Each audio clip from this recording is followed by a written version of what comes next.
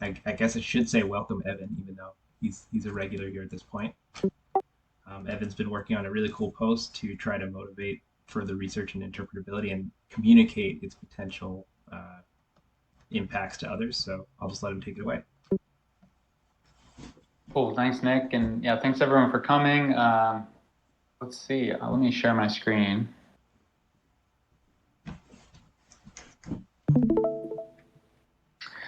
Yeah, so as Nick's mentioned, I've been working on this sequence for about 6 weeks now.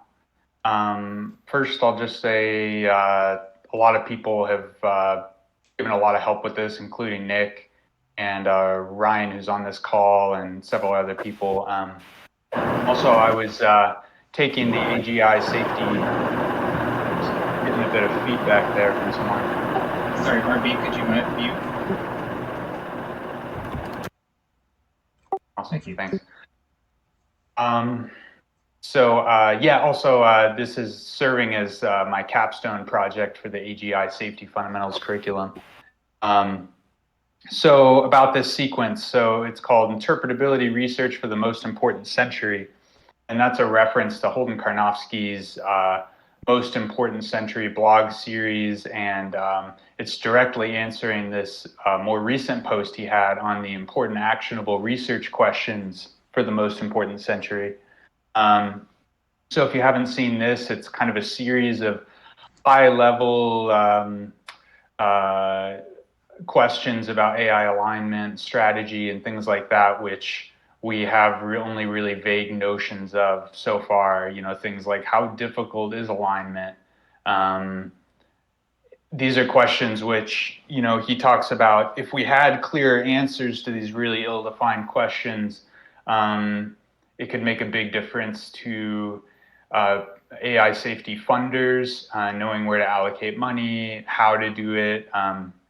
Also, people kind of making efforts to allocate talent to certain areas of AI safety and things like that. The specific question I'm focusing on is where he asks, so what relatively well-scoped research activities are likely to be useful for long-termism oriented AI alignment?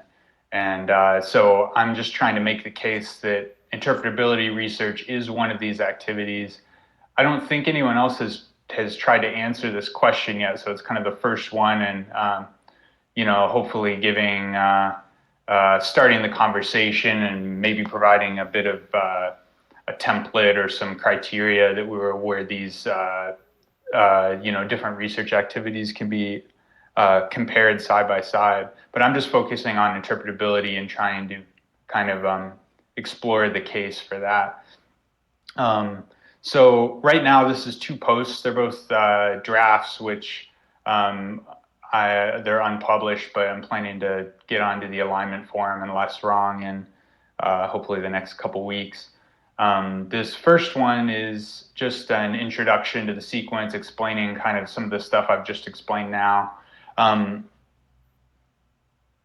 Something I want to highlight here is, you know, the question is, okay, what are useful research activities for alignment? He kind of elaborates on this question, you know, and talks about how a lot of research, you know, either has this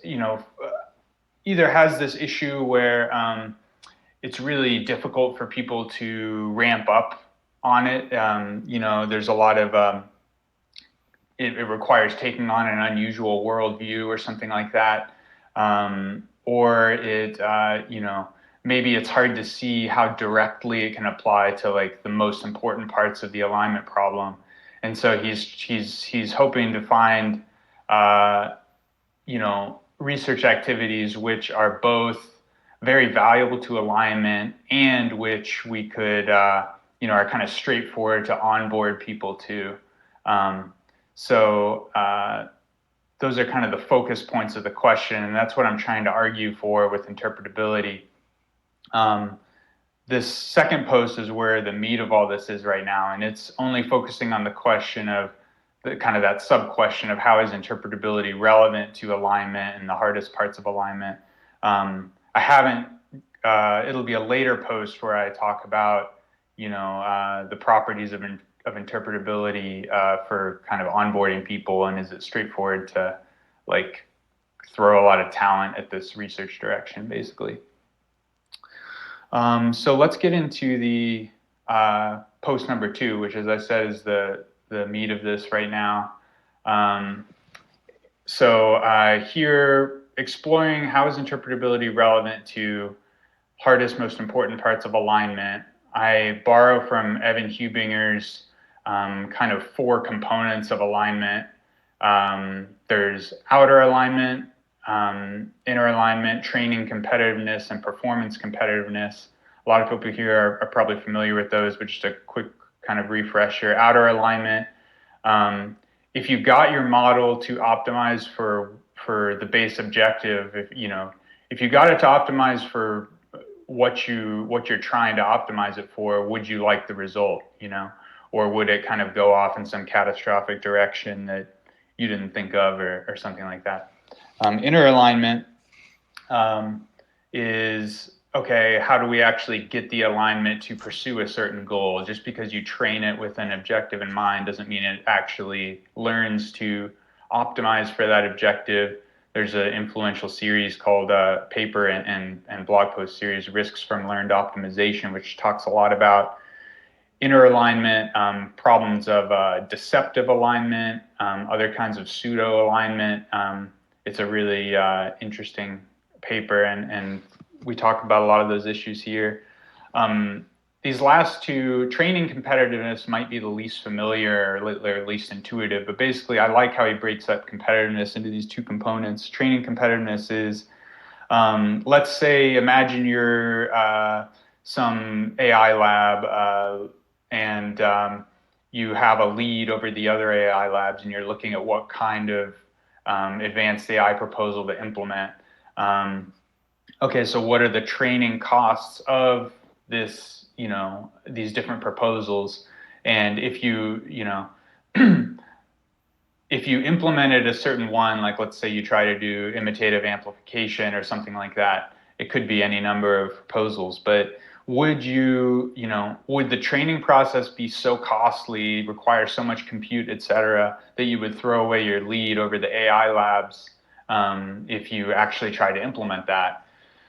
And so obviously for alignment to succeed, we want, proposals which are competitive in this way, where it wouldn't require like a lead sacrificing amount of compute and whatnot.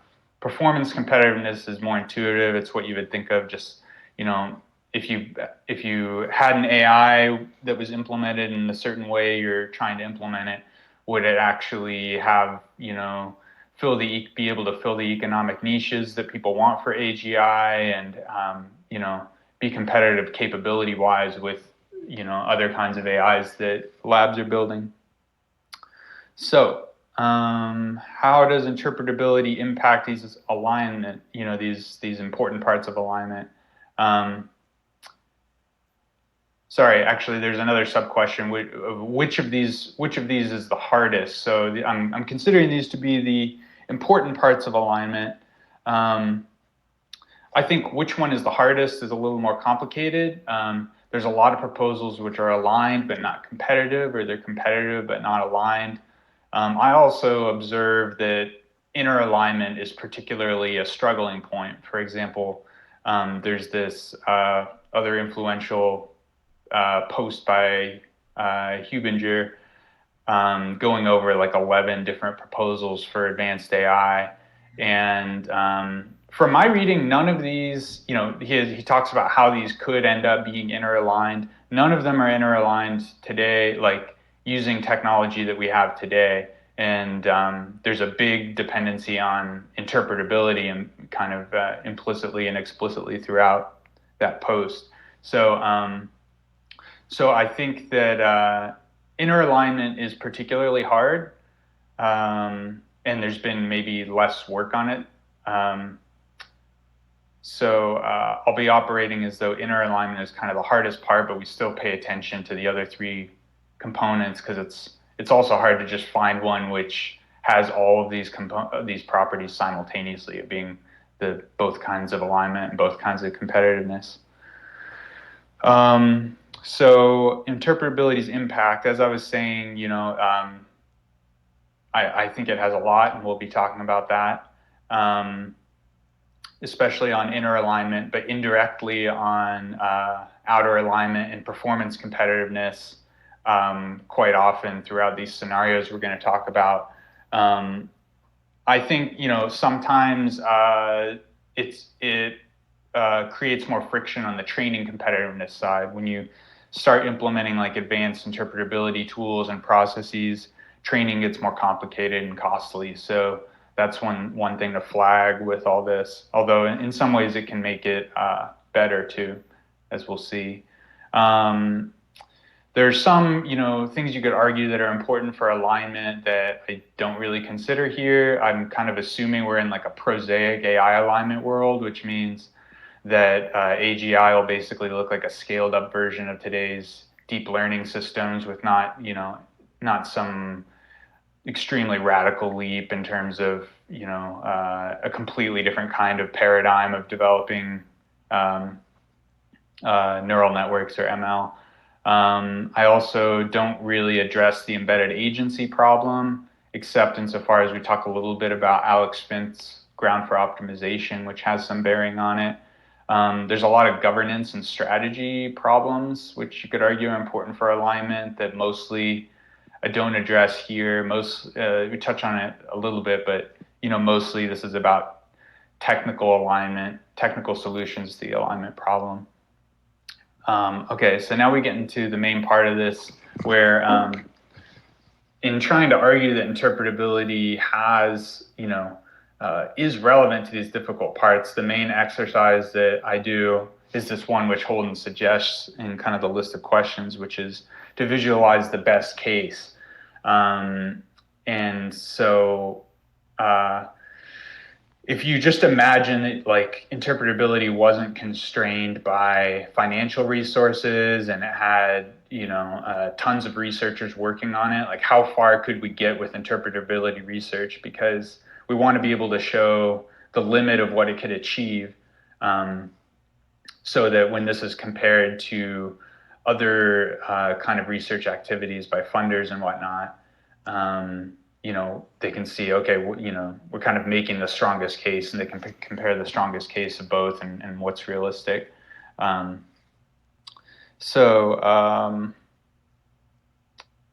we go. Let's dive into these. There's a few things that are kind of relevant to all of the scenarios that we'll consider. Let's see. Basically, in each one, we'll be talking about, we'll be like examining an ambitious scenario for interpretability, and then, talking about what that scenario is, and then going through those 4 components of alignment and how the scenario would impact those. And then we kind of talk about just what are reasons to be optimistic about this scenario, what are reasons to be pessimistic. I have this kind of list up front because there's a lot of things that interpretability scenarios have in common of like, generally for interpretability, what are reasons to be optimistic about it if we had unlimited funding and talent? I think Quentin Pope articulates this really well in his Radical Optimism post. Neuroscience in the 60s was basically doing interpretability research on human brains with way more constraints, and yet they made, impressive progress. There has been other reasons to be optimistic. We've had pretty rapid progress in the last few years with the circuits thread, transformer circuits, many other papers and kind of developments that have been happening. That doesn't really do justice to the field of those two. I may need to update that. Kind of recent work like the Rome paper showing that we can precisely, fairly precisely locate and modify concepts in a neural network on roughly like the level of abstraction where you would want it to be, which I think was a pretty, promising development and shows some of the potential. let's see, there's a lot of techniques that we've gotten out of all of this already. A lot of these are in the circuits thread and whatnot. I think the auditing game is a really interesting tool that'll be important in our tool belt as interpretability develops. Let's see, interpretability is really flexible and kind of agnostic to different alignment approaches. It sort of has this way of laying a foundation or providing things that advance lots of different proposals. And finally, there's pretty broad support for interpretability research among diverse alignment researchers. We're in a pre-paradigm, I always have trouble with that word, pre-paradigm field, right? And so it's difficult to find things, for example, that Paul Cristiano and Eliezer Yudkowsky agree on. But they've both, one of those things they've stated is that they both think interpretability research is valuable and important. Eliezer's skeptical about how far we'll get on it in time, but still, I think that's an important vote of confidence. And then also generally for interpretability. That seems like a good point for discussion, at least. Okay, yeah. A couple thoughts that popped up in my head while listening to some of these points is that neuroscience is an interesting comparison case, because I think while neuroscience has learned a lot in the past, let's say, 6 decades, it's probably still the case that most of the things we wanted to learn about the brain, we don't really have answers to. So if that's your for example, to make it concrete, like mental health disorders, like people don't know how to address mental health disorders on a first order for most situations in that case. So if you apply that kind of logic to something like AI interpretability, maybe it's the case that we'll get all these neat little observations about different models, but we won't necessarily get the kind of core understanding we're looking for. And also with I think that the same could be said for AI in lots of ways too, because people have been trying to study neural nets, generally defined for decades now as well. And we have learned a lot about them, but it's not necessarily the case that we've learned, quote unquote, how they work or why they generalize the way they do or things like that. So I wonder what you think about those points. Yeah, well, as well. Yeah, on the neuroscience point, I think that's very valid, and that should be noted. Neuroscience, there's a lot it hasn't achieved. I think the great thing about this post is the emphasis on the difference of constraints, right? Like what neuroscience has achieved, it did so, without having access to all the weights of the network, without being able to apply arbitrary inputs to the network, not having data, not even having access to the data set, which a neural network, i.e. the brain, is trained on. And there's several other things like that, where if you imagine trying to do interpretability research now without those things, it'd be like the rug was pulled out from under you, So yeah, I think obviously neuroscience hasn't gotten that far, but given the extreme advantage we have for artificial neural networks over brain study, that's why I think that's a positive thing. Totally. They didn't even have Stack Overflow back then. Yeah. And another thing I think I would like to add there is that we do have some promising stuff in neuroscience, like being able to do lie detection with fMRI. Like if we can do the equivalent with neural networks, we'd be in a pretty good place. Like that would be probably like that was mentioned, that you mentioned above, the like 99% reliable classifier as to whether it was lying, that kind of thing. Like if we can get at least that quality, then we're making good progress. Well, maybe that's a good segue to get into some of the other sections, but yes. Okay to continue, or any other burning questions, comments?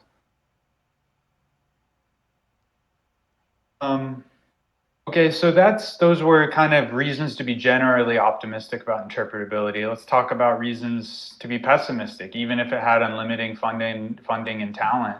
Good interpretability might not be good enough, as was just said.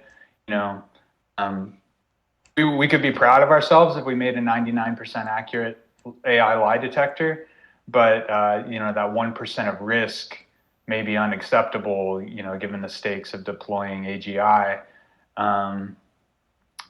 The next point is, I think, an interesting one, which is that it may be that obfuscating neural activity is an instrumentally convergent subgoal, and that even like a friendly AI might decide that having untrusted parties doing interpretability research on its neural network is a threat to its self-preservation and goal content integrity. And so,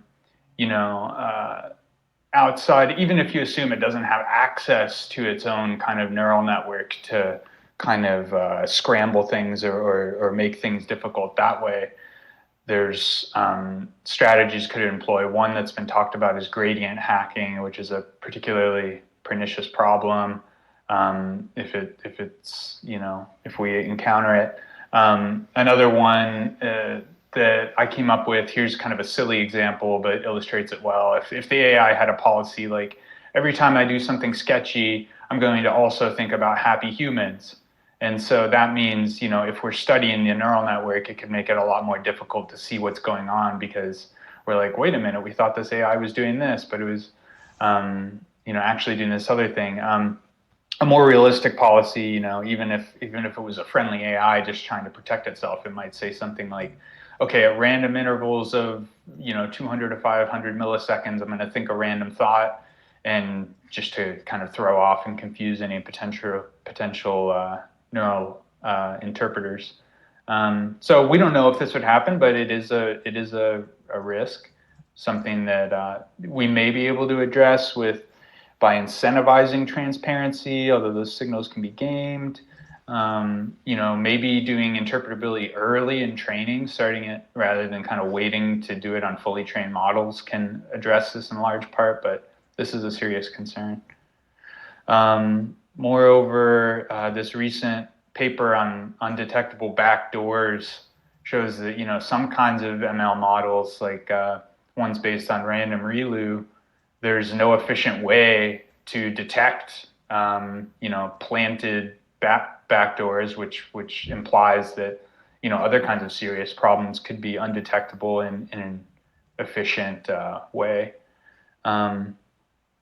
There's also kind of issues like polysemanticity and related issues about when neurons are doubling for multiple purposes. It makes it, this is something we've encountered already in neural networks.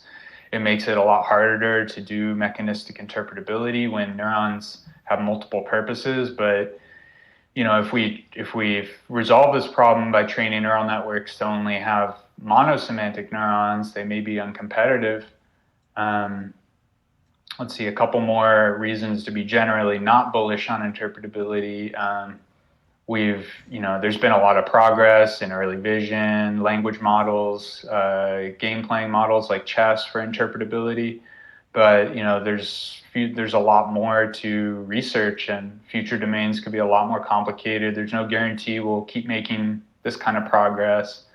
With advanced AI, we could start to get into issues where it just has this completely alien ontology of the world that makes it really difficult to understand, even if we can, parse the neural network and everything. What does it actually mean? It's not concepts we can relate to. And also there's this issue of when there's some breakthrough on the capability side and some new state-of-the-art model comes out, often it's on a new kind of architecture that hasn't been studied by interpretability. So there's sometimes a critical lag between when such a model is released and we start understanding its circuits. And the flip side of this is that as interpretability develops, we can expect to gain a more general understanding that'll be more, at least some of it will be more portable to new architectures. So that's the list of pessimistic reasons. Or maybe we'll stop for other comments, questions before we get into the scenarios themselves. I have a quick question, which is just, would you consider as a reason to be possibly pessimistic the corporate interests, like businesses that have AIs not wanting whatever regulation might require them to do interpretability or do AI safety stuff, or is that kind of out of scope for the whole discussion? Yeah, that's interesting.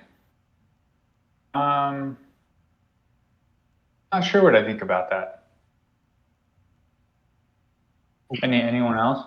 Yeah, I had a related sort of question / comment, which is I felt like there needed to be a third type of sort of the alignment tax thing, like beyond training tax and like the like a performance tax.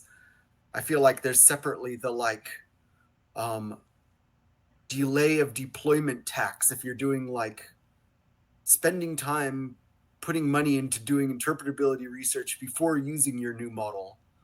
So it's been trained, it works, but if you're not gonna like use it a bunch, if you want to first do interpretability on it, there's sort of a tax there too. It's like kind of a different, and I feel like that's kind of the same thing as the corporations are like, well, we could do more work on trying to understand how well it works, or we could just start using it because it seems to work well. And I feel like that ties into that comment. Yeah, right. I mean, I kind of lump that in with training competitiveness. I don't know if that's fully accurate, but I think of it as, anything, any kind of interpretability work that we would trying to sign someone up for before they can actually deploy their model. Like that's part of the training cost. So yeah, I do think that's a very real issue. That's a good point. And I should say one other thing I'm planning to add to this list that I forgot about, which Nick and others have mentioned, is that another reason to be pessimistic is that interpretability, while it helps alignment, it also helps capabilities research. So the more we can understand what's going on inside of models, the faster labs can research ways to make them do anything they want them to do. So I kind of take Chris Ola's view that yes, it helps both, but it helps alignment a lot more than capabilities. Yeah. I've always considered that an interesting point, though, since that probably just depends on exactly the nature of the knowledge you get. Because I think you could probably imagine learning something about a model that would help capabilities, not necessarily more or something, but it would just be hard to leverage into one or the other kind of constraint. Like maybe you it's mean hard Sorry, go ahead. You mean like some things we could learn would be more useful for capabilities than alignment and vice versa? Yeah, at least like more actionable is probably the way I'd put it. Like you can imagine that, sure, maybe there are things that we could learn about a model that would help make it more safe if you could do it, or it would just impose this huge alignment tax in some situations or something like that. It just seems like that's such an unbounded thing that it's hard to know what shape that's going to take. I think in expectation it's probably true, but I always feel the need to like concretely think about what that might look like. Yeah, I think it's worth splitting interpretability into that interpretability that's motivated by advancing capabilities and interpretability that's motivated by like advancing alignment. I think they're like subtly different things you would do depending on what your goal is. And well, for one, I know a lot of people do interpretability specifically for the purpose of figuring out how to make their models better. And I guess I'm sort of worried that maybe some of these people will start like rebranding their work as alignment work. If say alignment gets lots of funding for this kind of thing. And so then it'll end up being that lots of alignment money goes towards funding more capabilities work. Yeah, I definitely agree that the people doing the work matters a lot. I think that's a danger. I think it could also be a strength, and I haven't written this post yet, but one of the intuitions I have about it is part of why interpretability is so scalable talent-wise, because it's one of the only alignment research directions where you might work on it even if you don't care about alignment. You might even work on it if you were trying to prove the alignment people wrong. You were trying to show how the models work so that you can say they're actually safe and there's nothing to worry about. So I guess it's interesting with this discussion because that kind of assumes that there's significant overlap between capabilities interpretability and alignment interpretability. If they're more distinct, then that could be more of a problem than I was thinking. Seems like that would be a worthwhile question to have someone try to investigate, because I feel like I could see it going either way. I'm not sure. Yeah, I agree. I might have time to look into that when I'm doing this, but yeah, not sure yet. That's good food for thought. Okay, let's dive into the scenarios because there's a lot to cover here. So again, these are kind of sort of best case, ambitious, aspirational, scenarios for interpretability research. If it had a lot of funding and talent, what's kind of the best we could hope for? So this first one is specifically the most ambitious and aspirational. I actually find it the hardest to think about because it's kind of so complete. It's just like, imagine like the holy grail of interpretability. We can fully understand any neural network in a short amount of time. So this whole problem that we deal with of neural networks seeming opaque or mysterious, we kind of bring it to the level of traditional software code. We can read any part when we want to. We can debug all these kinds of things. I kind of use Chris Olaw's definition of what it means to understand a neural network, and these are kind of interesting. I won't go into too much detail, but like, if you imagine you had like a theory of what every neuron does in a neural network, and you can kind of do this proof by induction of showing that the theory of each neuron in one layer kind of results in producing the ones in the next layer, and so forth. He has a couple other ways here that I won't spend too much time on. But yeah, just imagine basically we've solved interpretability. We have complete interpretability in this scenario. So what are the impacts on alignment? Well, this scenario kind of actually subsumes every other scenario we're going to talk about. So some of the impacts I won't cover here, but some of them will. For outer alignment, this scenario has a great benefit to outer alignment that's kind of indirect because it solves inner alignment problems for all kinds of techniques and proposals which could have good outer alignment properties, specifically imitative amplification, which is a form of IDA, is very likely outer aligned because it's basically leads to HCH, humans consulting humans, in the limit, which I think it's like a bit of a controversial claim that HCH is aligned. Like, I think there are people who would very much disagree with that. So sorry for the interruption. Just yeah. Yeah, that's a good point. Yeah, okay, so I should probably add a note about that. I found Evan Hubinger's, he talks about this, and I find his arguments pretty convincing that basically, it's HCH, except we get to control what the humans do, and they, if it's inner aligned, then there's no motivation problems and things like that.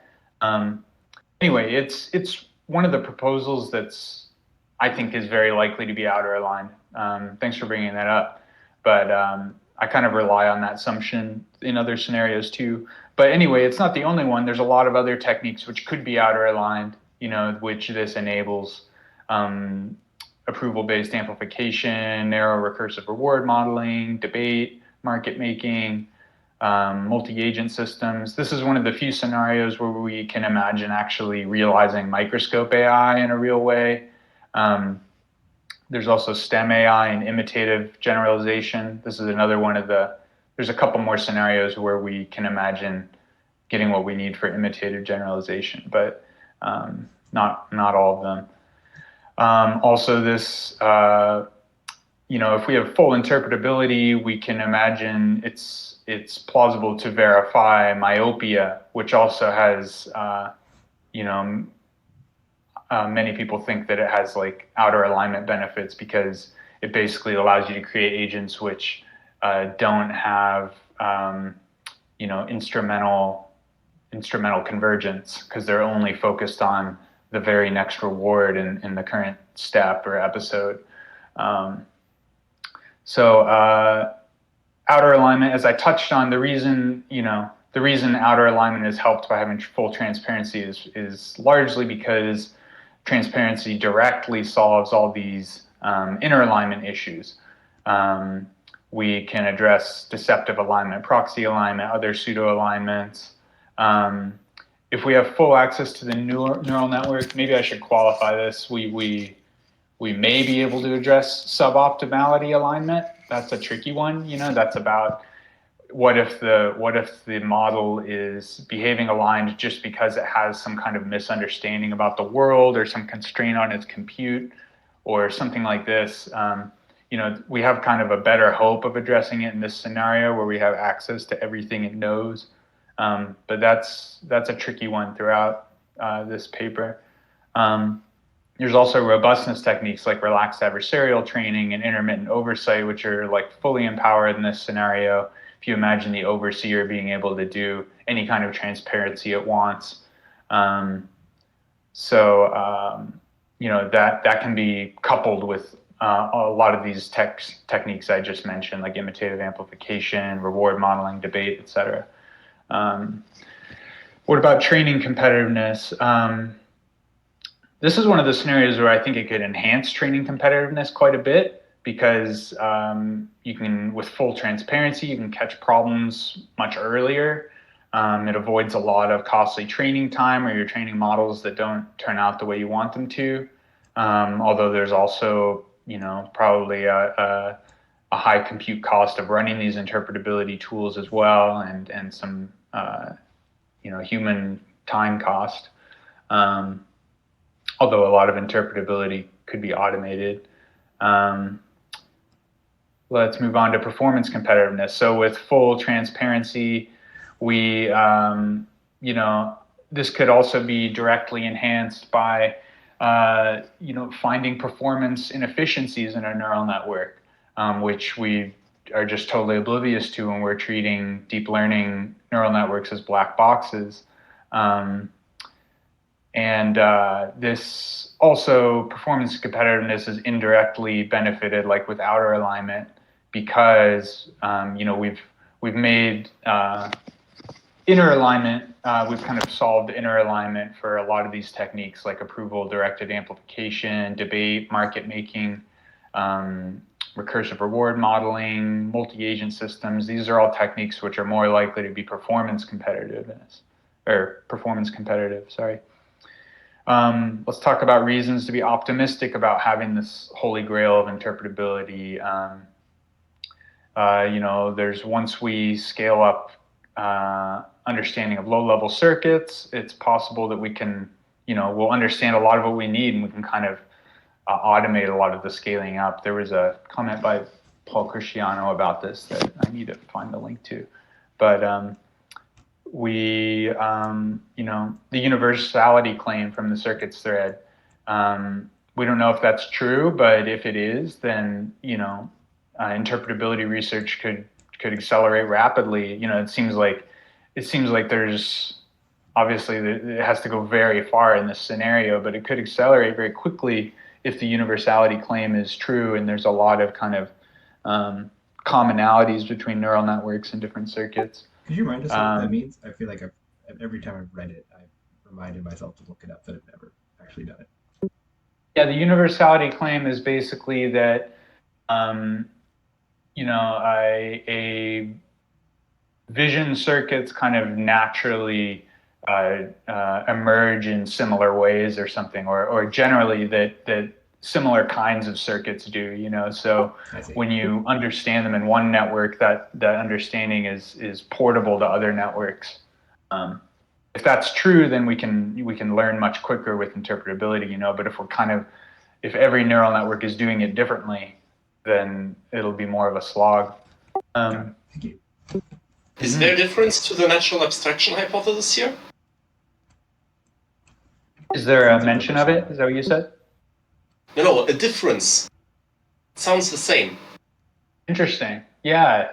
I guess I think they're very related because natural abstraction hypothesis, from my understanding, is basically like, understandings of the world, kind of there's a natural way to break them down.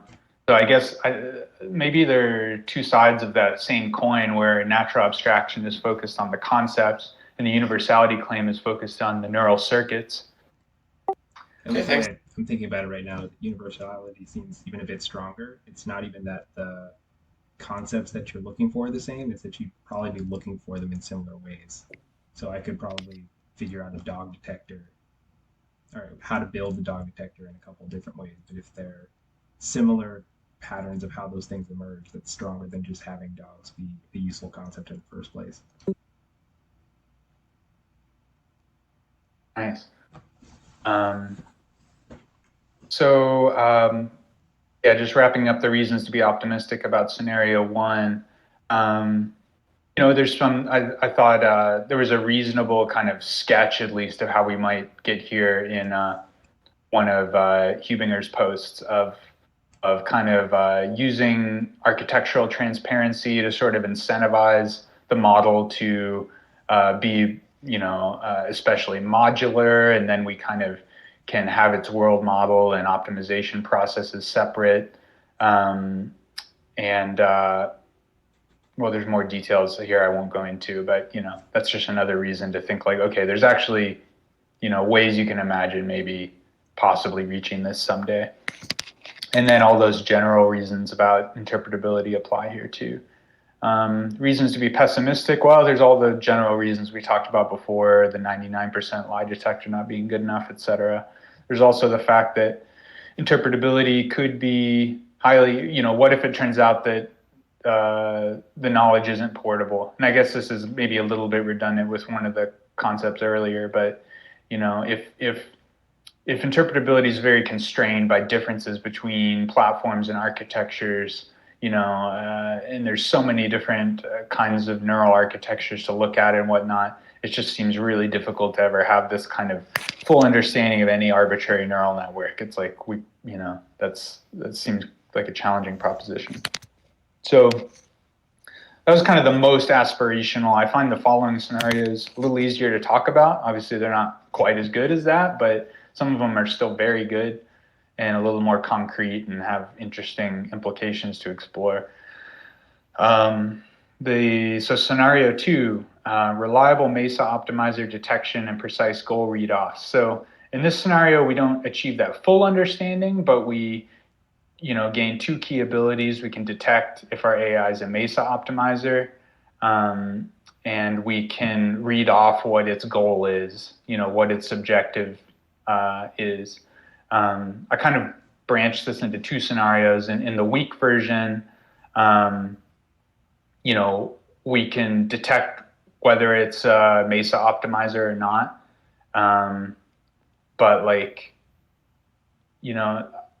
it could turn out to be that, if it's not a MESA optimizer, then what? What if it's kind of just this complex mess of heuristics or something like that? Do we learn anything? So in the weak version of this scenario, it's like only if it's a MESA optimizer, we are able to read off its goal. But in the strong version, I say, okay, we also gain access to understanding what those heuristics are in a kind of more weakly optimizing or non-optimizing system. And if it is a MESA optimizer, we also gain access to its instrumental goals, which would be a really powerful additional ability.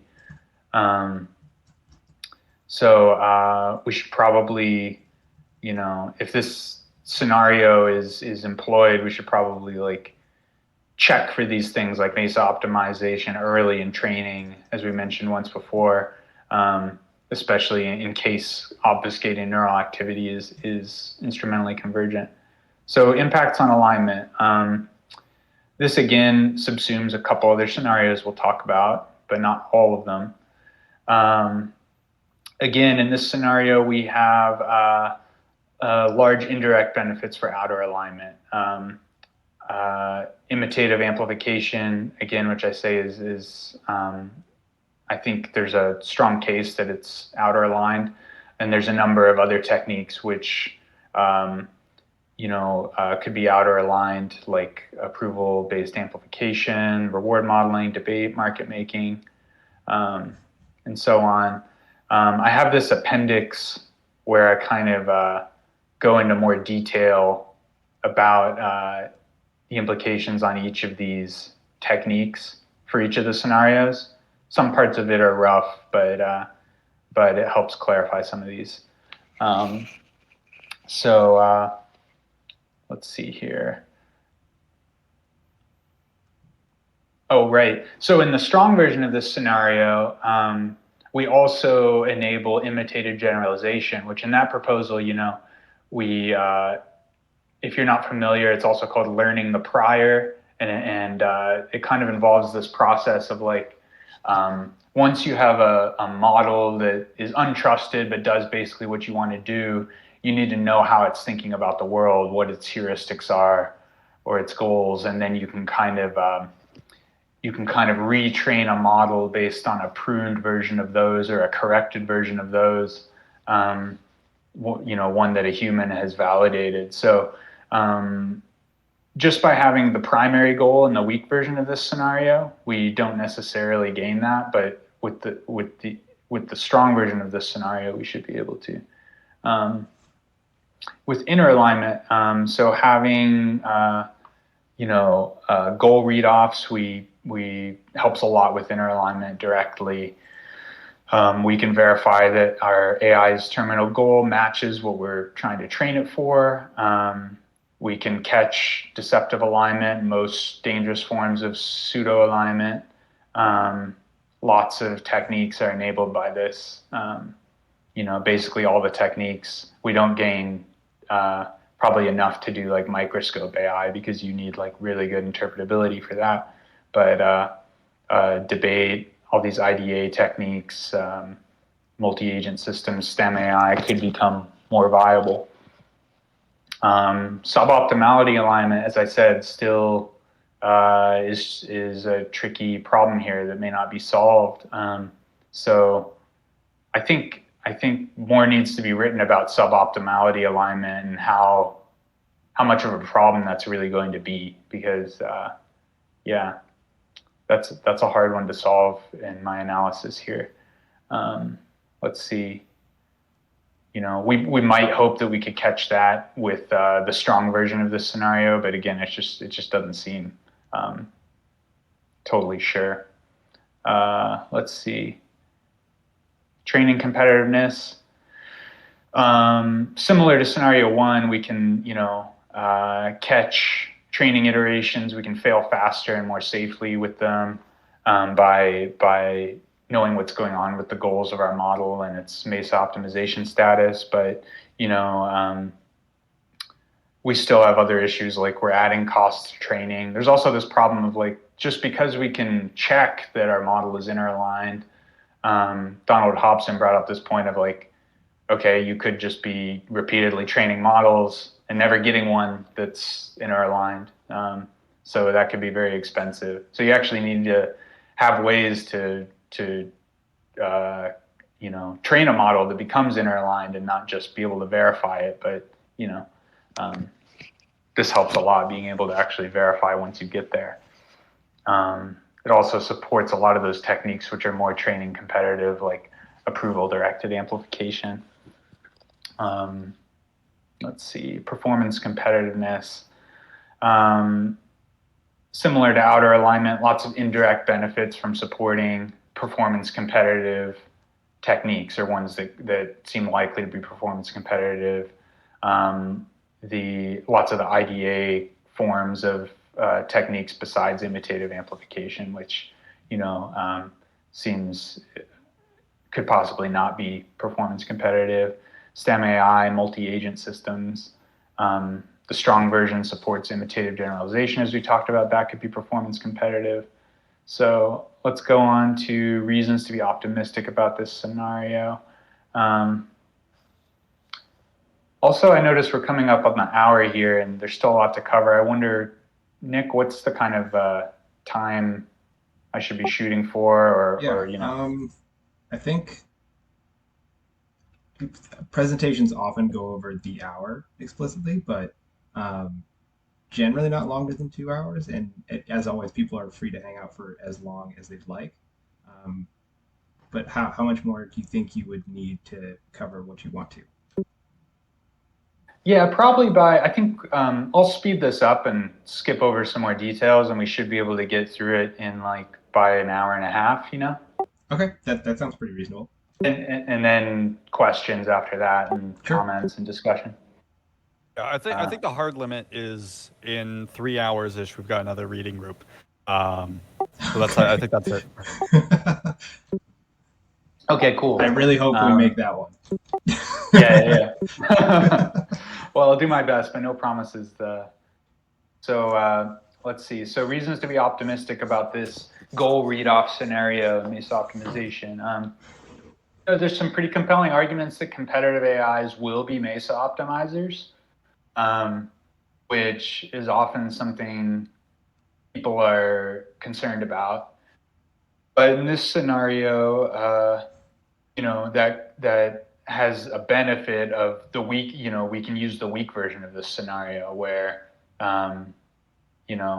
we can detect the terminal goal of a MESA optimizer, where it seems like if your AI isn't a MESA optimizer, it can be more difficult to understand exactly how it works. A property of MESA optimizers is sort of this notion of a concentrated sort of overall governing optimization process. So I guess intuitively that seems like something that's easier to find than just a decentralized kind of set of heuristics, which is another way that models might develop. So similarly, there's reason to think that neural networks naturally become modular. Phelan et al. Had a interesting paper on this. That's another reason to think, maybe there will be a concentrated goal center of the neural network if it's a MESA optimizer, and the weak version of this scenario could work. We could find that. Also, even if goal readoffs don't work, we're about to talk about scenario 3, which has another interesting path towards kind of gaining access to model goals. So reasons to be pessimistic. Just, I don't know if anyone's aware of any work so far on how to identify if a network's a MESA optimizer, but I don't know of any yet.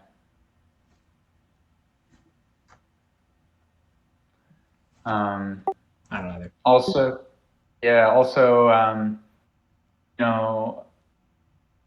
it's again what we've kind of mentioned, that MESA optimizers are a useful concept. It seems like there's a large space of kind of weakly optimizing or heuristics driven AIs that we could have. And to deal with those, we might need a lot more interpretability. We need the strong version of this scenario. Okay, any quick comments or questions before the next scenario?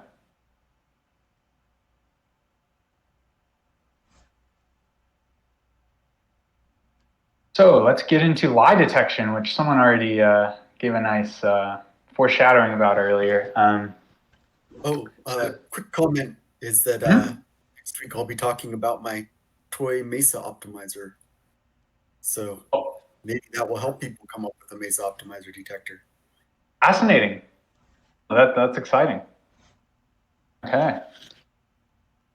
I hope you boxed it well. I bet the capabilities are surely small enough, but that'll be interesting. Okay. Scenario 3 is about lie detection, which is interesting to explore. So let's say we figure out how to, very reliably tell if an AI is lying to us. This is specifically just about lying through natural language. We don't need to solve like every form of deception. There's all kinds of deception that an AI could be capable of, but just let's say we figure out how to tell if it's lying through interpretability. I like to use this. I like to talk about like maybe there's a neural tell for lying, like borrowing the term from poker, like where there's just some kind of signature in the neural activity, which is always there when it's lying.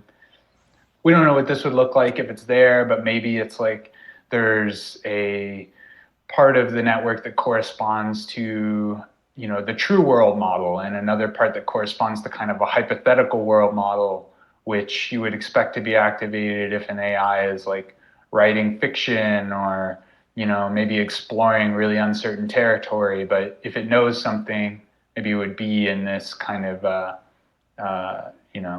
facts about the world model. It probably doesn't look like that, but hopefully there's some kind of, that's just to kind of give an idea of like, if we can figure out a reliable pattern that's common across neural networks for lying. So of course we have to assume that our AI has natural language, but we already have AIs with, really sophisticated language abilities, so that doesn't seem much of a stretch.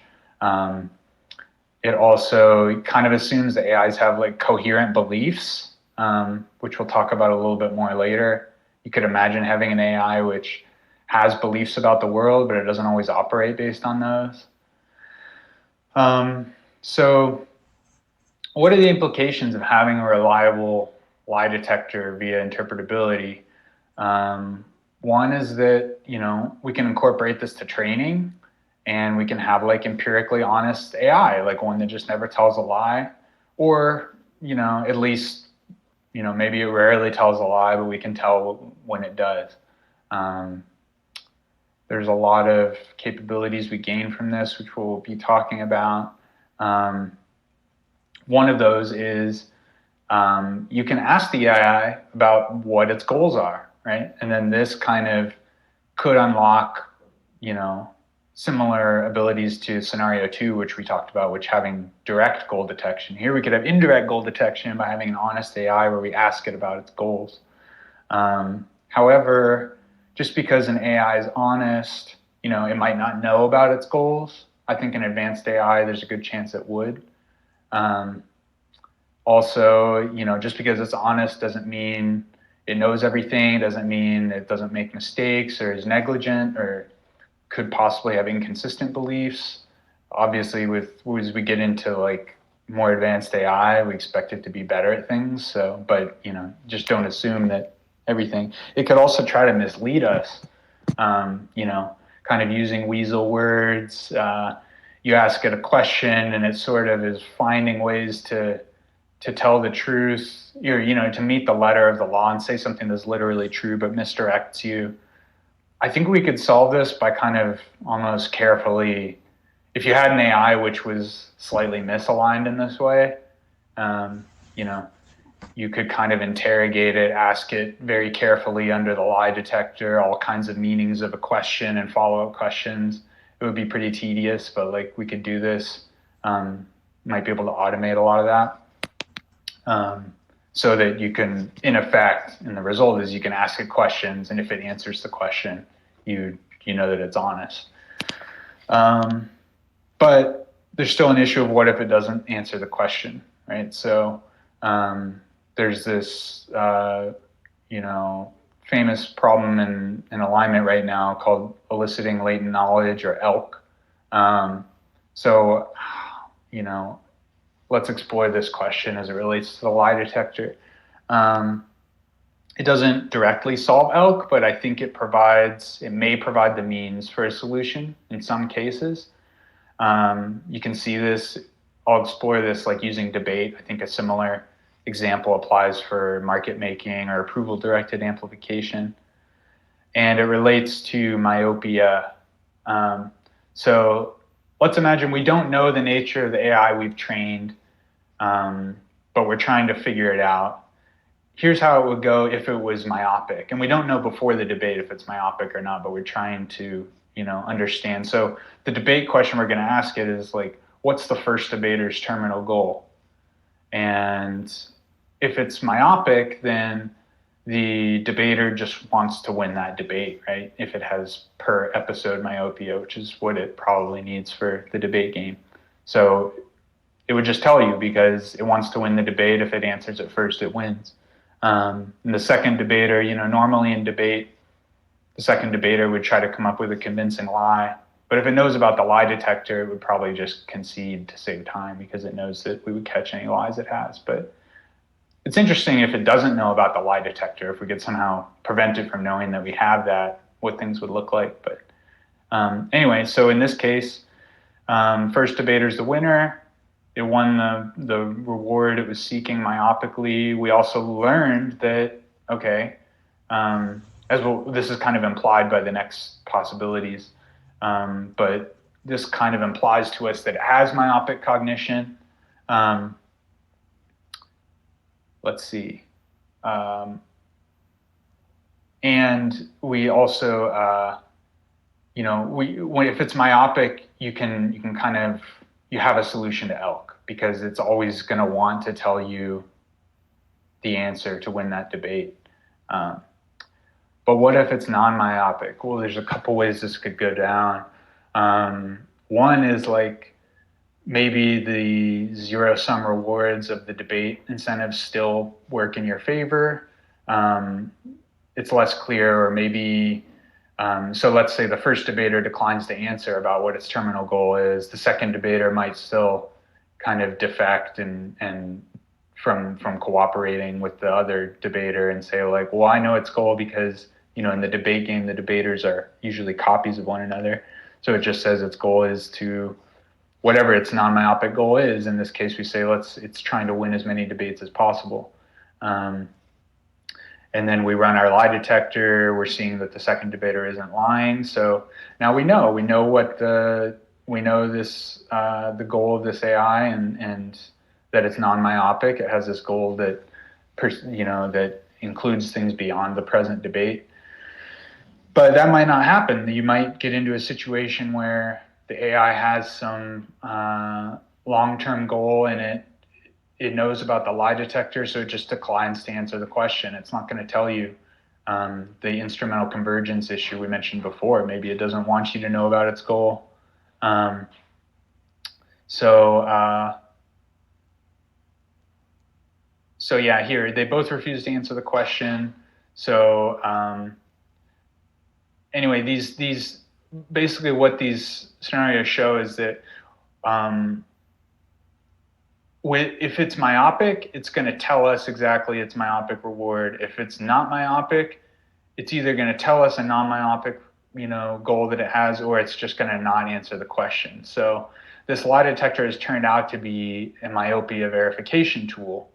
And it might be a goal readoff tool, but it depends on the myopia status, and if the AI decides that it's useful for its terminal goals to reveal what it's, to answer these questions for you.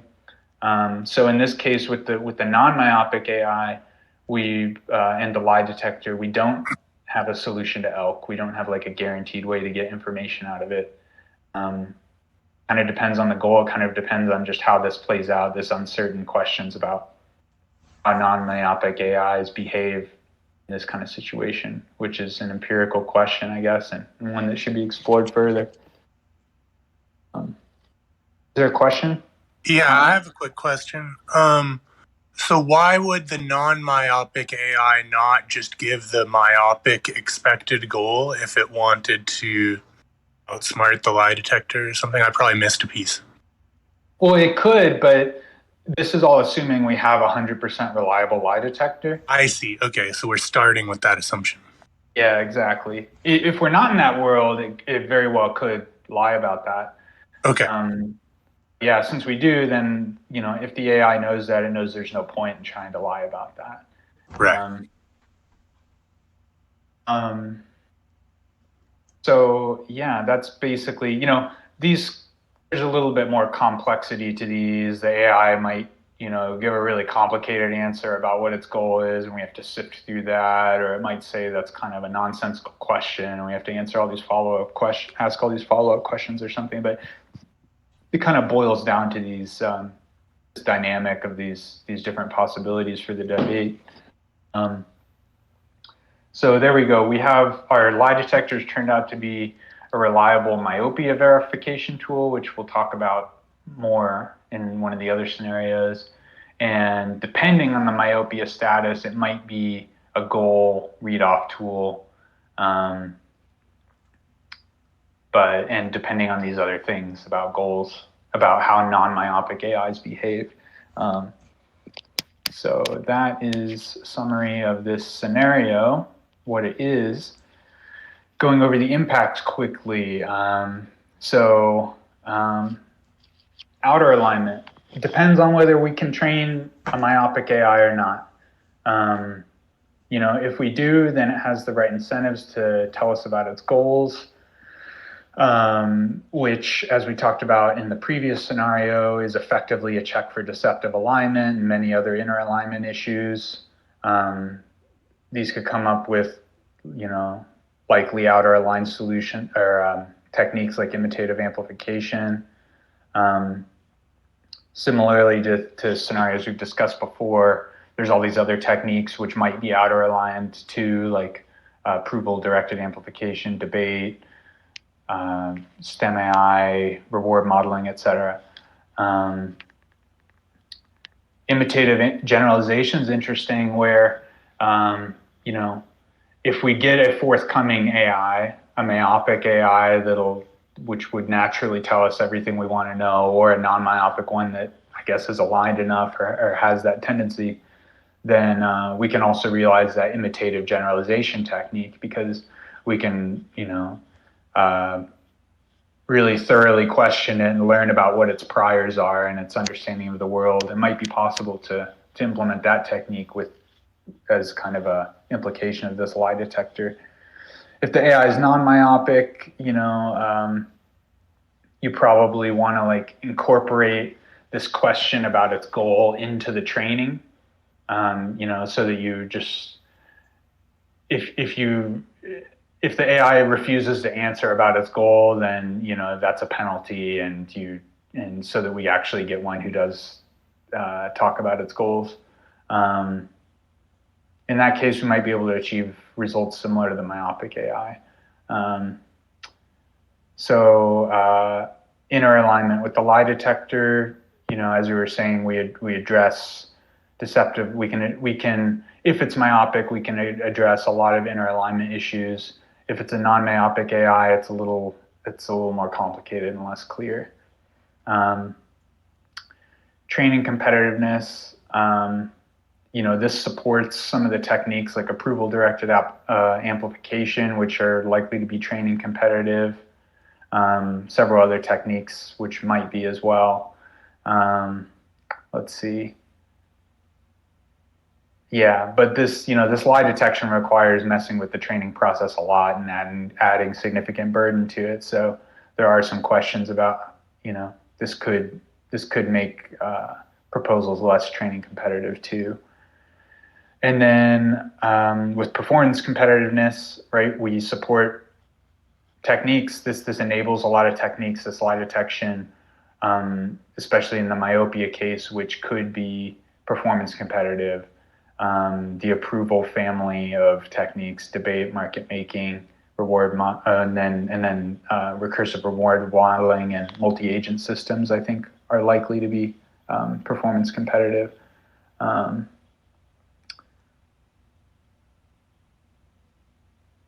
Okay, reasons to be optimistic about the lie detector. Someone mentioned fMRI lie detection earlier, which I considered talking about here. I actually, as I looked into it, I kind of got the sense that the fMRI lie detector for humans hasn't been as successful as I thought it was. So I don't know. If you know otherwise, please let me know, but I didn't put that here. You're 100% effective. More like Nearly 70%, I think, is my understanding. Said it is 100%? I said nowhere near 100%. Oh, okay, like okay. Gotcha. That's, maybe that's worth adding here too, just as a, given all those constraints that neuroscience have. Probably other reasons to be optimistic about this. The one that came to my mind is this is one of the few cases where I talk about kind of norm setting or cultural shifts, where it's like, even if we couldn't achieve 100% lie detection, we have some pretty interesting experiments then. If we know that our AIs are lying and we kind of know, some ways to detect those, but we can't prove it, that's a big red flag. There's a lot of interesting things to show here to labs and other interested parties to say, like, you have AIs that we are showing can be deceptive, but we can't detect it all the time.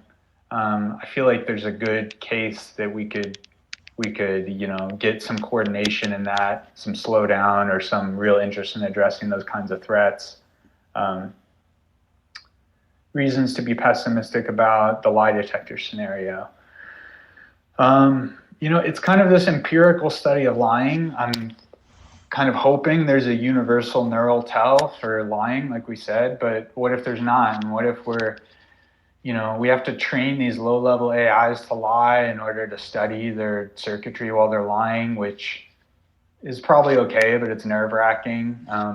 But then if you want to if you want to train advanced AI so you can see how they lie, like that really doesn't seem safe at all. I would not recommend that. So how do we know that our lie detector actually scales up and is 100% reliable on an advanced AI? Maybe if you're doing it early enough in training, but that's a challenge for this scenario. Counting on AIs to be coherent entities which act with their beliefs. It's possible that, especially if we're incorporating the lie detector in training, you kind of end up with these AIs that say one thing and do another because there's a lot of pressure to speak honestly, but maybe they kind of have actions they take which aren't connected to the same belief model or something. Let's see. What's next here? Oh, right. As we talked about, obscuring neural activity could be convergent. We might be able to, especially for, deceptive activity, we might be able to address this by running, by doing the interpretability early in training, but it's an open question. Also, here's another issue. Like, even for like a very friendly, beneficial AI, you might want it to lie sometimes. Like, what if there's parts of training where you show that there's like a hostile agent and it needs to protect a simulated human? Like, it may need to lie or deceive this hostile agent to protect the human. Like, it's really reasonable to think that's something we might need an AI to do. So if our lie detector is kind of too coarse and we can't tell if it's doing like a beneficial lie or a harmful one or something, that could be challenging. I don't think this is a deal breaker. I think there's a lot of useful AIs that would just never lie, or maybe we can just tell when they are lying. But it's a concern with this approach. So that's the lie detector scenario. Any comments, questions on that? Yeah. Quick comment, which is just that, like my model for imagining how a lie detection would go would be kind of like it would asymptote as it approached 100% reliability, and like we would never get there, and no matter how much effort we put in, and like we could easily get to 90%, with difficulty get to 99, and then with great difficulty get to 99.9. So it might be worth thinking through the scenario in which we can never get to 100% reliable lie detector. And if you think some of these same ideas that you put in this scenario would still hold or would break down if we had an only 99% reliable lie detector. Yeah. No, that's a good question. I mean, I'd love to think that there's still some utility. My fear is that it needs to be 100%. I mentioned this in one of the general reasons to be pessimistic about interpretability. Like, a good lie detector is impressive, but like, if there's any chance that your AI can, just deceive you about what its goal is or something, you think it's myopic, but it's actually a deceptively aligned AI that told you a wrong goal and you believed it. Like, that's a really serious risk. I mean, maybe depending on what our risk profile is, maybe that's acceptable at some point, or, you get to 5 nines of reliable lie detection, you decide that's enough or something. But it's kind of scary to me if we're depending on the lie detector and there's any chance that it's not catching the lies. Yeah, it seems to me like the scenario in which we have a sort of janky, imperfect version of all of these things, right? Like a Mesa optimizer detector and a lie detector and a variety of other things is much more likely than a perfect version of any one of them. Yeah, right. I think, yeah, I think there is room for more investigation that I haven't done. There's a lot of things to investigate, but like talk about these 7 scenarios it ends up being. It might be interesting, like combinations of partial scenarios and things like that, or like if you could verify myopia in one way, but then you have like a partial lie detector. Maybe that ends up being pretty useful or something. Like if you have the partial lie detector along with something else, maybe that could be useful. I haven't really explored that. But yeah, I share your concern about if we get the janky interpretability tools. I had a thought. Oh, sorry. I wanted to say that because when you mentioned researching, right, and you deliberately create AIs that you set them up to lie, right? And I think it's like at some point in a system, it encompasses dishonesty. And there are simpler systems that don't encompass dishonesty. And it'd be nice to think about prevention. How do you prevent systems from ever incorporating dishonesty? Right. Also, in addition to detection. Yeah, 100% agree. And that's actually a really good segue to scenario 4 if we once we wrap up all the comments on this one. Cool.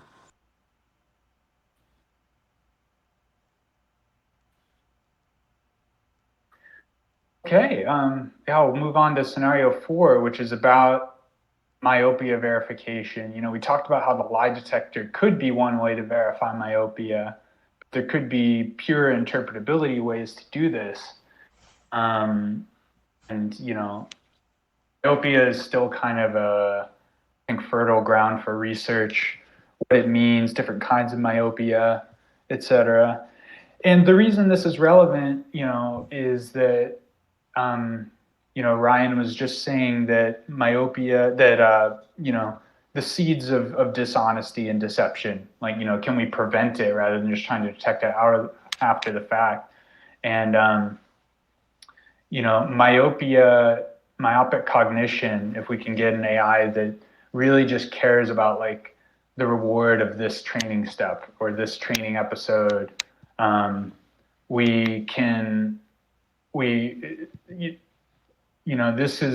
this seems like the conditions to prevent really pernicious kinds of deception, particularly deceptive alignment, which is one of the worst outcomes that we want to prevent, which means the deceptive alignment, the AI has internalized some objective that's different from what the training process wants, but it kind of realizes it's in some kind of training process, or that if, it also is aware of the base objective that we're training on, but it's already internalized some other proxy objective, but it realizes, and so then working for instrumental convergence and to protect itself, it decides, it knows that if it just pursues immediately its short-term objective, then this gradient descent process is going to change its goal or destroy this version of the AI. And so in the short term, it pursues this objective that isn't its true objective and the one that looks really good to the developers training it. But it kind of has in its plans that at some point it'll be out of this training process and it could pursue its true objective. So that's the deceptive alignment problem, which is part of the inner alignment problem. And that's like, I think, the most important kind of deception to be able to address. And if you can train a myopic AI, it should address this. It's something Evan Hubinger's written a lot about. but others as well.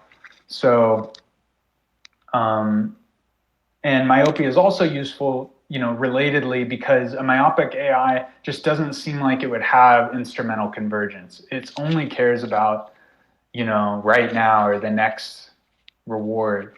So there's none of this it has no incentive to make long-term plans, to be pursuing this accumulation of resources to get a reward later. It always wants the reward now. So if that's a possible thing that we can do for AIs, it could be a really useful property.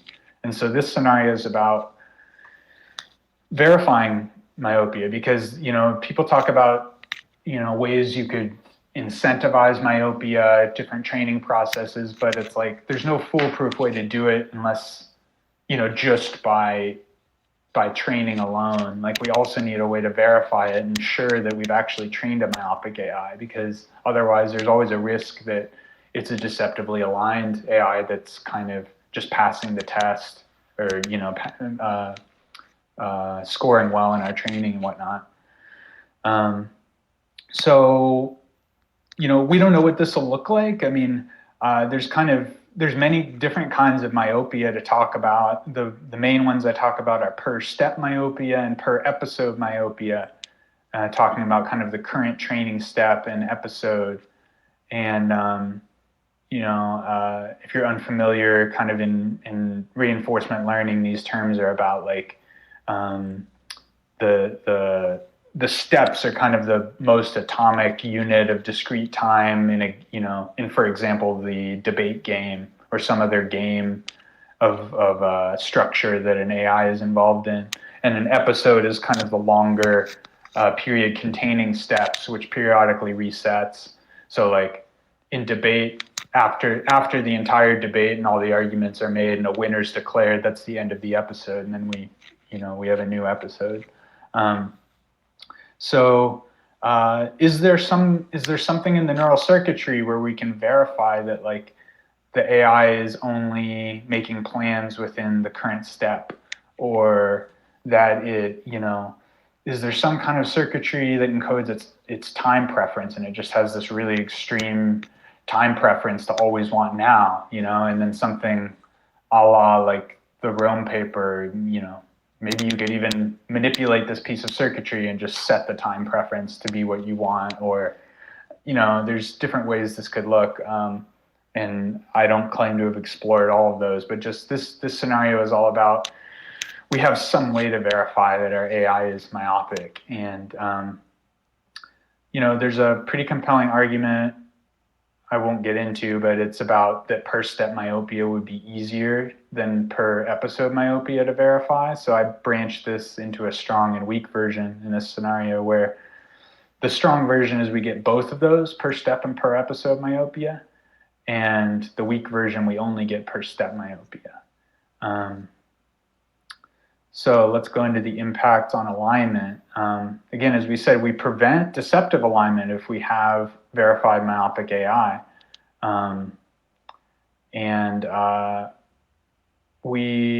Let's see. I kind of forgot about how this part works. I mean, pseudo alignment isn't all resolved. Like, there could be proxy alignments it has. But, that's something we'll take. I may need to update this section, I think, and go to the, I think I had more recently written this impact on alignment. Maybe that part above is outdated. So the outer alignment properties of or impacts of having myopia verification. Let's see, as we said, we have AIs which don't pursue instrumental convergence, which can help with a lot of techniques to make them outer aligned. There's some techniques which very clearly benefit from myopia. There's one called market making, which, if you're not familiar, is kind of similar to the debate game, but it's one that Evan Hubinger proposed, which is similar to the debate game, but it's pretty clever. And the thing that's great about it is, for the purpose of this scenario, is that it's compatible with per step myopia, where the problem with debate is it would require that per episode myopia, which is the strong version of this scenario and harder to achieve. Other techniques fall into these categories. You could have a simple approval directed agent, which works with per step myopia, but for the reward modeling techniques, STEM AI, you probably need per episode myopia. So those are some of the kind of indirect impacts on outer alignment of this, which I go into more in the appendix 1. With inner alignment, as we've said, we've ruled out deceptive alignment. That's very impactful. It does depend on the reward being compatible with myopia or the particular type of myopia, as we were just saying. But ruling out deceptive alignment is, even though it's maybe not a full solution to inner alignment, it solves a lot of it. And there are some techniques like imitative amplification, where if you could rule out that it's not deceptively aligned at the steps, then maybe even other forms of proxy alignment and problems like that wouldn't be, a catastrophic risk, because imitation is such a relatively conservative technique. Training competitiveness. Again, we're making training more complex. We're adding cost to it with myopia verification. However, it's also necessary for some of the techniques like approval-directed agents, which are more, some of our more training competitive proposals that we have. And then performance competitiveness is a big open question. Richard No, in particular, has articulated some arguments against the competitiveness of myopia. He just thinks that a myopic agent won't be able to do the kind of consequentialist reasoning that would make it competitive, or we won't be able to stop it. If it can do that kind of reasoning, we can't stop it from being goal-directed. I think there's people who disagree with him and think that it's possible to have long-term reasoning, but just have a super high time preference for now. One kind of thought experiment with this is imagine you had an advanced AI, you had an AGI that was just convinced that the world was going to end in 5 minutes and there was nothing it could do about it. What would it do? It would pursue the short-term reward.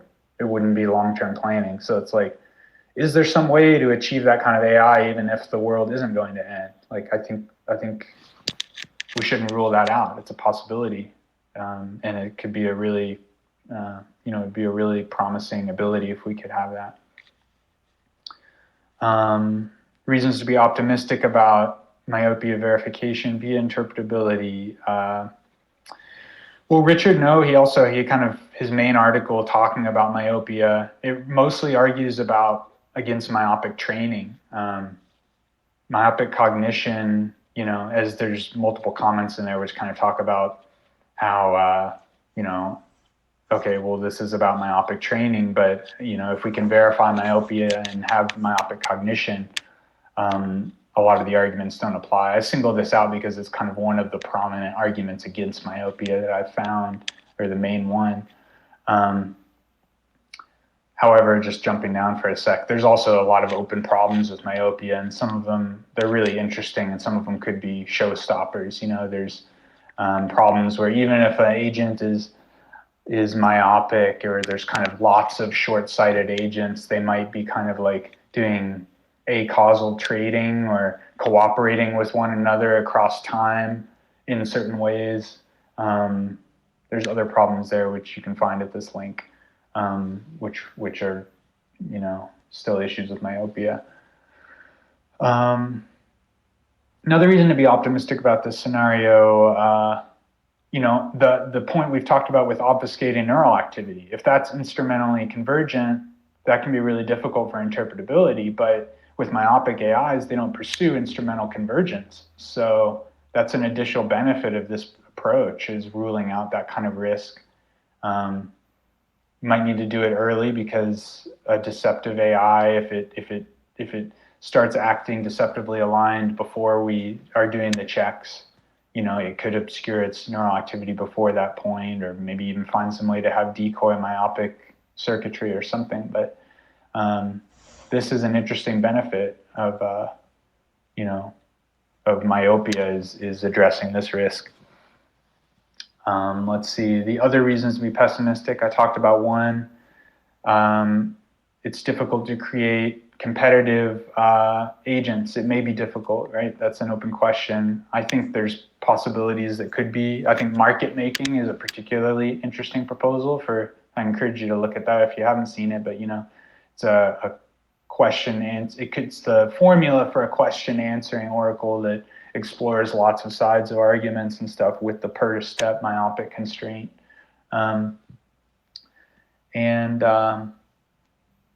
Let's see. Well, we've kind of taken this whole assumption that myopia prevents deceptive alignment, but Donald Hobson provided a really interesting thought experiment, which sounds far-fetched, but it makes the point that this isn't necessarily a guarantee. Suppose that your myopic AI believes that time travel is possible.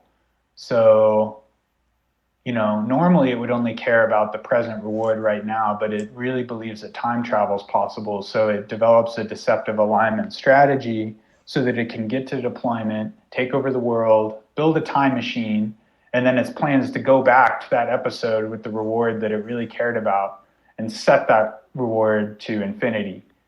Right? Again, this sounds kind of crazy sci-fi, and it doesn't matter if it's possible. It just matters that you could have an AI which believes this, and it could violate the hoped guarantee that myopia prevents deceptive alignment. So I think we need to explore that more and see how robust this assumption is.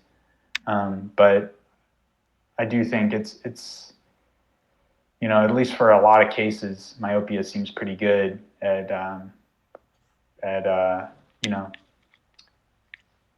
preventing deceptive alignment, but more exploration needed. So that's the myopia verification scenario. Any comments or questions?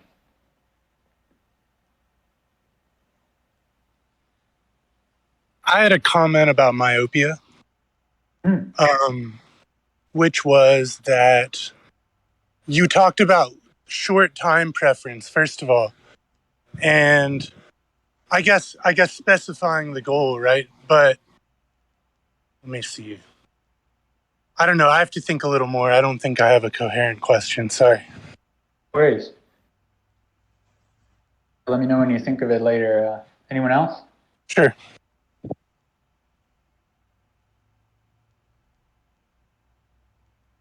Okay, 3 more scenarios in this. Oh, go ahead. Just again, I wanted to bring up so what if it's mostly myopic, but we can't 100% guarantee it's always myopic? Again, it just feels like, to me, it just seems so much easier to imagine us achieving a pretty much mostly myopic, but then sometimes it sees a way to choose between two things which it predicts will give it completely equal reward in the short term, and then between those two it can pick something that it thinks will be setting it up to achieve a higher reward in the future, even though it doesn't care much about the future. If it's independent between two things in the short term, then it can free it up to think about the future. So it's imperfectly myopic. Yeah. I don't know. Again, it just makes me wonder about if in the real world everything is kind of works but not quite, Yeah. What's the danger of slipping through the cracks with any of these? Yeah. Right. I mean, yeah, it's a good point, and it's a lot of the implications of this scenario depend on having robust myopia verification, and so we can't. Yeah, it's just we get a lot fewer assurances about the impact on alignment. There could be deceptive alignment still. And I think it's still plausible, that we could find a way to do it. It's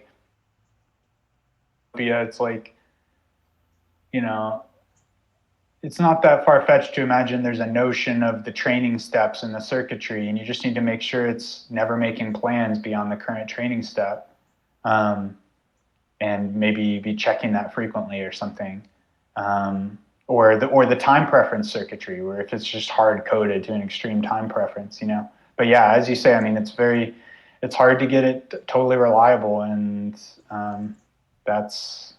it could be hard to get it totally reliable, and that would we wouldn't get all the benefits of this scenario in that case. But remember, this is exploring if we had kind of like these really large injections of funding and talent, like what's the best interpretability could do. It's not necessarily interpretability on anything like the current trajectory.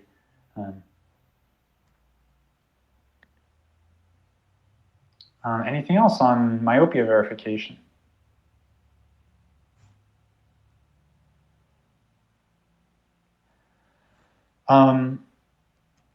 Next, we'll be talking about scenario 5, but I need to take just like a 3-minute break and I'll be back. And apologies this is so long, but be back in 3 minutes.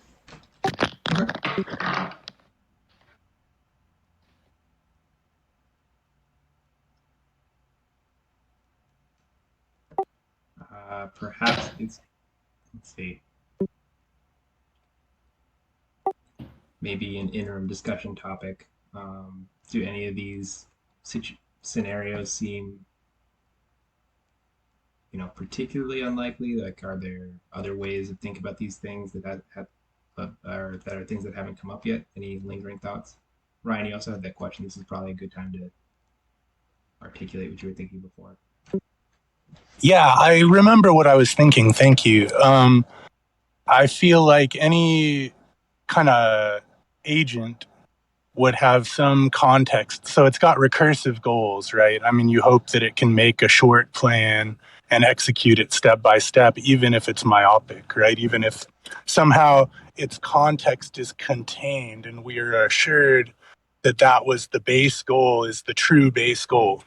Because what I think we don't want are the two surprises. One, which would be that actually this is just a context within the system and there's an outer context for which this is just a sub goal. We don't want that to happen. That's deception, or us misunderstanding anyway. The other one is even if we tried to contain the scope somehow and make sure there was nothing outside of it, it could become convinced that some sub goal is so important that it almost fetishizes it or gets it like out of whack and focuses on it, even though nominally it has the sub goal. I think that's all I had to say.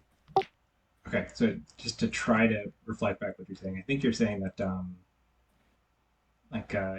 in order for an agent to really do much stuff at all, you expect it to have some kind of context, and knowing exactly where the boundaries are between something that's myopic and not is just difficult, technically speaking, to like put a line around and say it is or is not. Is that correct, or is that something else? Yeah, I do think it's difficult, and I think your reflection's right. Yeah, I definitely agree with those thoughts. I think one, I hope that we develop better notions of these kinds of things technically, so that they become feasible, or we understand how feasible they are in the future.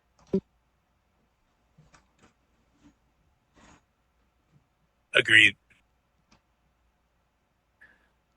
Okay. Covering the last 3 scenarios that I identified with kind of alignment solving potential. This is moving down and getting,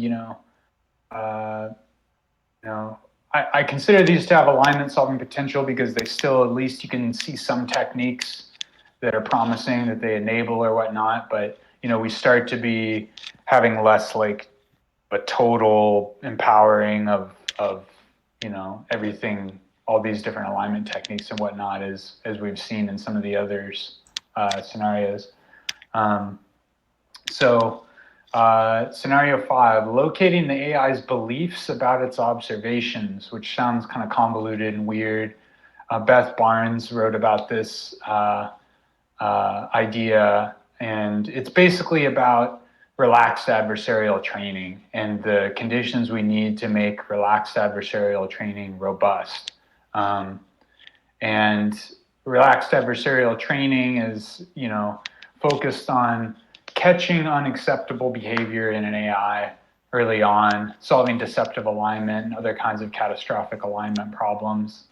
So the idea with the beliefs about observations is that any AI which would be like deceptively aligned, it may have this notion in its world model, in its circuitry somewhere of like,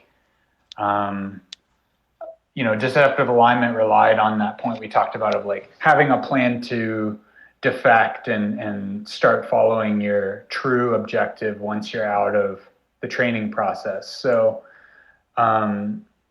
if we can see kind of these conditional beliefs in the AI circuitry, find where those are located. For example, a simple example might be like the date. Like an AI is just like it's this, in training, it's seen all these documents that have dates on them, and it sees that the year is like 2022, and it's just like, okay, I'm gonna wait until like I start seeing a lot of dates that indicate that it's 2035 or whatever, and then I'm gonna stop my deceptive alignment and pursue my true goal.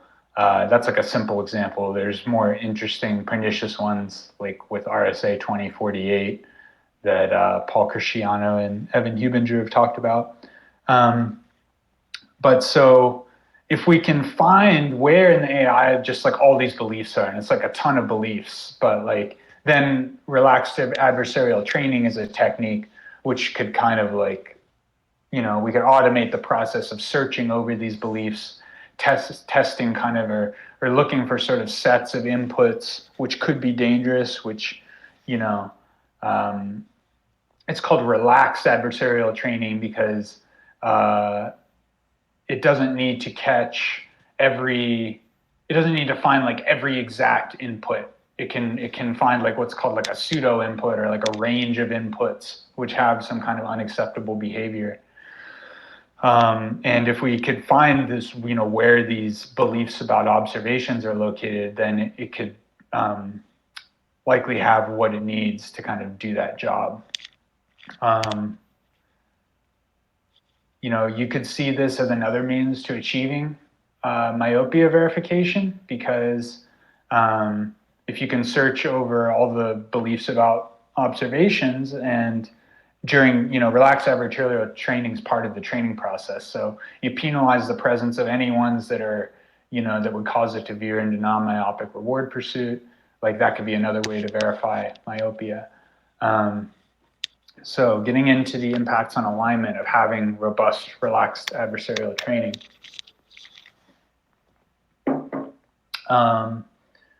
Similar to ones we've talked about before, this is a lot of impact on inner alignment. That's primarily what relaxed adversarial training is for.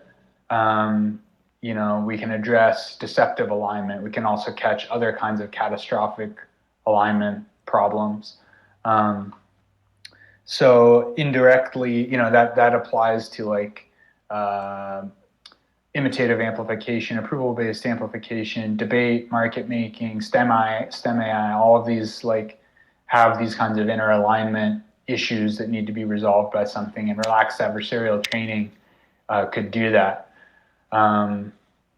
With outer alignment, it's indirect benefits just because we're like enabling a lot of those techniques, and the ones that we think are most likely to be outer aligned, like imitative amplification, but it could be other techniques as well. Relaxed adversarial training is, again, adding complexity and compute costs to the training process, but it can also catch like unacceptable problems with models early on, which may be more expensive to deal with, like, or even, really expensive if you don't catch them. Performance competitiveness. We're improving the safety and viability of a lot of these techniques that could be performance competitive, like the approval-directed family, market making, STEM AI, etc. Reasons to be optimistic about this. This is kind of like extracting the world model of an AI may not be that difficult. I mean, if it's like one thing Hubinger mentions is like, you could kind of just look over the pieces of information in the neural network and find the ones that like, I mean, this is easier said than done, but like you kind of cross-check it with facts about the world and like, where is the most mutual information? That's probably where the world model is, right? And then we need more than just the world model. We need the specific beliefs about observations, but even if, as Joe Coleman pointed out to me, Beth talks about this concern of searching too broadly, but it's not really as big of a deal. Like relaxed adversarial training, like if it's a bit too broad, it's probably okay. Like we're not too worried about like, needing it to search over more than is optimal or whatever. I mean, that would be nice, but reasons to be pessimistic. Again, I don't think this really addresses suboptimality alignment. So again, I hope that's not a huge problem in practice. Again, for certain techniques like imitative amplification, it may not be, but yeah, more research is needed. Okay, that's scenario 5. Comments, questions?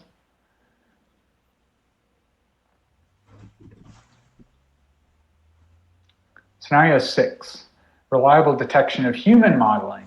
So this scenario is kind of inspired by STEM AI and has the most relevance to it.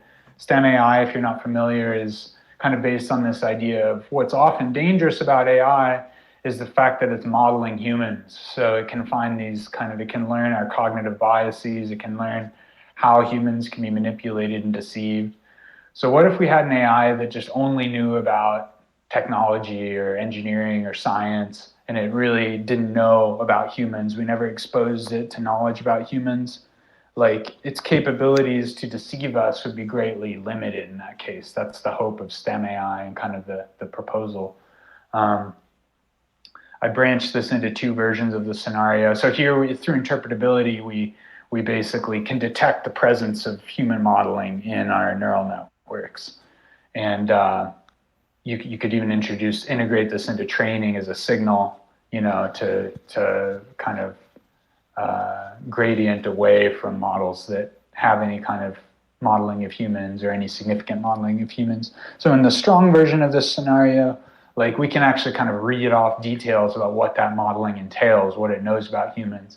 In the weak version, it's like just a simple true false, like, oh, we can see there's some kind of modeling about humans going on. It's not, that's, or not, that's easier to do, but less useful, as we'll see below. So impacts on alignment. So mostly it's STEM AI.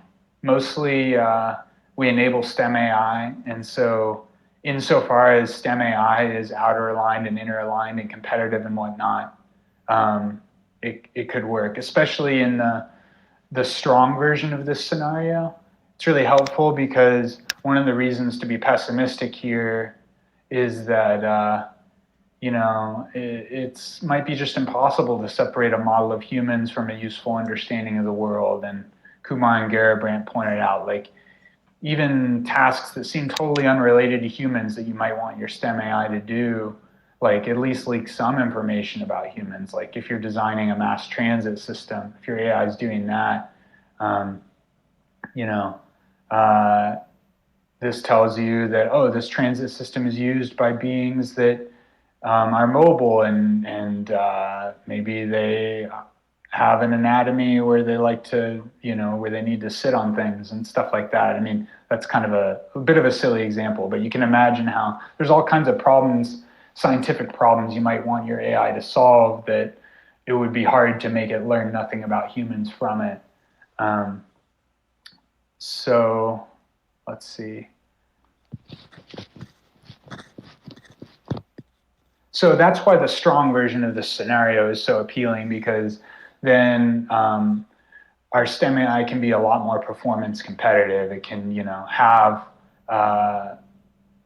even when it's only solving scientific and technological problems, at least it can have a little bit of human modeling without kind of triggering false positives on our on a human modeling detector that should alarm us. We'll know that, like, okay, it just has this really basic understanding that may be still okay, not anything that would allow it to manipulate us in a sophisticated way. STEM AI, one of the challenges with STEM AI is that it may not be outer aligned. I mean, if it's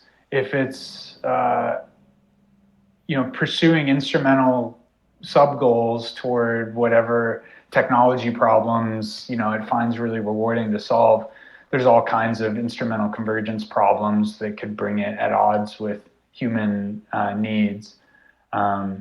This is an interesting case, I think, for pairing with myopia verification, because if you could have myopic STEM AI, then this problem is addressed and the outer alignment's much better. But that's not automatically granted in this scenario.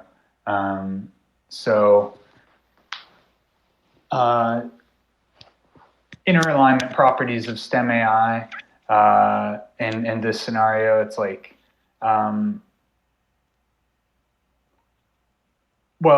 AI, we gain some confidence if we have never exposed it to important details about humans and we can verify it's not modeling humans. We gain some confidence about its inner alignment. There's still big inner alignment problems that remain. And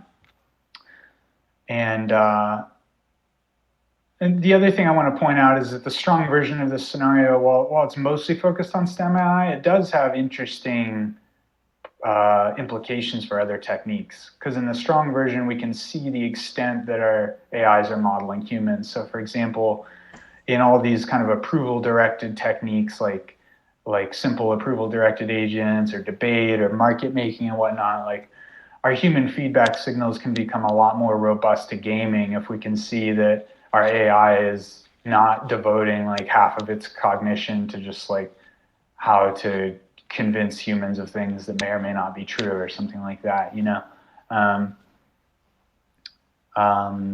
Generally, if you have the strong version of this scenario, deception and manipulation from the AI become a lot less sophisticated and easier to detect.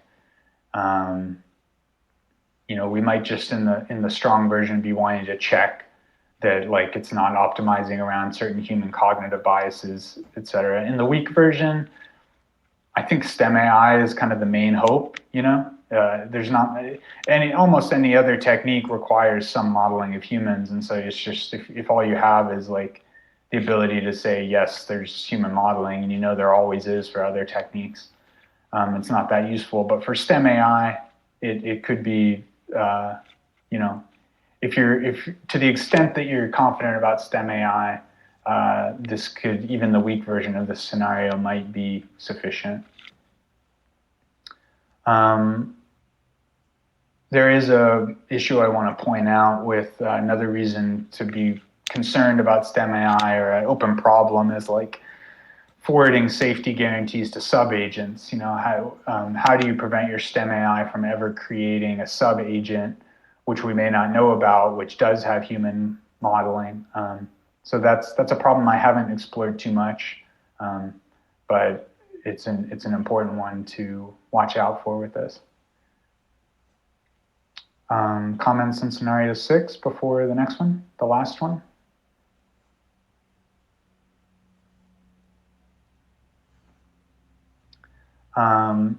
Okay, scenario 7 is, go ahead.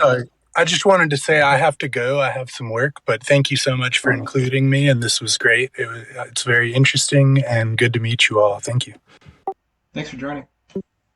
Thanks for coming. Okay, this is the last concrete scenario with alignment solving potential, and then there is one interesting kind of sort of scenario, but these are the last two, anything like that. And then we're basically concluding. So scenario 7 is a little bit like scenario 5, where we talked about enabling relaxed adversarial training, but it's kind of different. It doesn't fully enable relaxed adversarial training. It's in this scenario, we figure out using interpretability what our AI believes about training and what it believes about deployment. And this is interesting because if you can have confidence in everything your AI knows about, what training, when it's in training or when it's in deployment, there's different things you could do. One thing you could do is just like only deploy your AI in environments where it wouldn't be able to tell that it's, not still in training.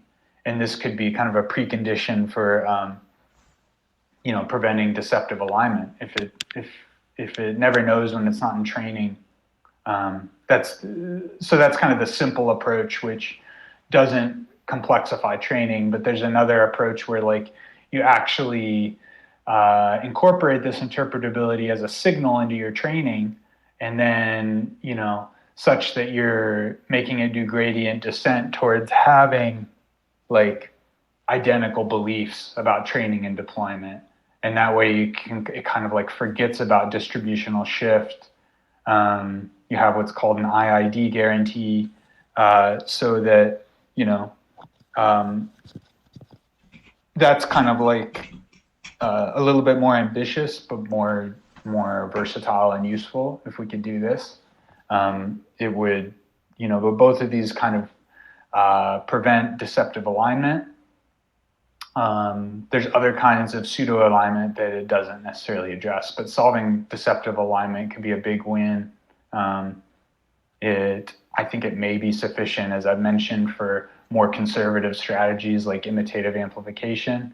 It's, still needs to be explored, but even if it's not enough for some other techniques. Yeah, and as I was just saying, this could be outer aligned via imitative amplification.